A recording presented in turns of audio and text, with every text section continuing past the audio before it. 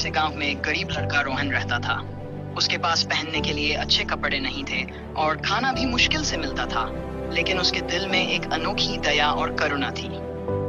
एक दिन जब वह गांव के तालाब के पास खेल रहा था, उसने एक घायल तोते को देखा। वह तोता कंधे से लटकती बर्फ के सफेद पंखों के साथ घायल था। रोहन ने नजदीक जाकर देखा कि तोते के पैर में एक कांटा फंसा हुआ था।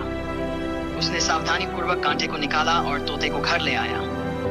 वह उसे गर्म कपड़े में लपेटकर उसकी देखभाल करने लगा।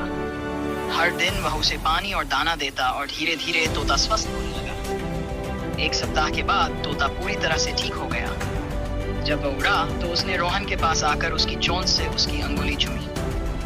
फिर तोता ने उड़ते हुए आकाश में एक सुनहरी चिंगारी छोड़ी और अदृश्य हो गया। रोहन ने उस चिंगारी को देखकर सोचा कि यह उसके अच्छे कर्मों का फल हो सकता है। कुछ दिनों बाद गांव में एक बड़ा उत्सव हुआ। गांव के मुखिया ने घोषणा की कि जो भी सबसे सुंदर और अनोखा तोहफा लाएगा, उसे बड़ा इनाम मिलेगा। रोहन ने सोचा कि वह भी इस प्रतियोगिता में भाग लेगा। उसने अपने घर से कुछ पुराने कपड़े, कुछ मिट्टी के बर्तन और एक सुंदर फूल लाकर उन सभी को एक सजावटी बॉक्स में रखा। जब प्रतियोगिता का दिन आया तो हर कोई अनमोल और महंगे तोहफे लेकर आया था। रोहन का बॉक्स साधारण दिख रहा था, लेकिन जब मुखिया ने उसे खोला तो सभी ने देखा कि उसमें रखा फूल असामान्य था। वह फूल चांदी की तरह चमक रहा था और उसकी खुशबू पूरे गांव में फैल गई। मुखिया ने उस फूल की सुंदरता देखकर रोहन को इनाम दिया और उसकी दया और अच्छाई की तारीफ की।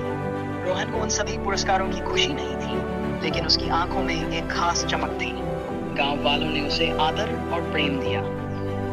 उस दिन से गांव में रोहन की कहानी फैल गई और लोग उसकी दया और सजगता की सराहना करने लगे। इस प्रकार रोहन ने साबित कर दिया कि सच्ची सुंदरता और अमूल्य मूल्य बाहरी चीजों में नहीं, बल्कि दिल की गहराई में छुपे होते हैं। और इस तरह उसकी दया और सरलता ने उसे सबका प्रिय बना दिया।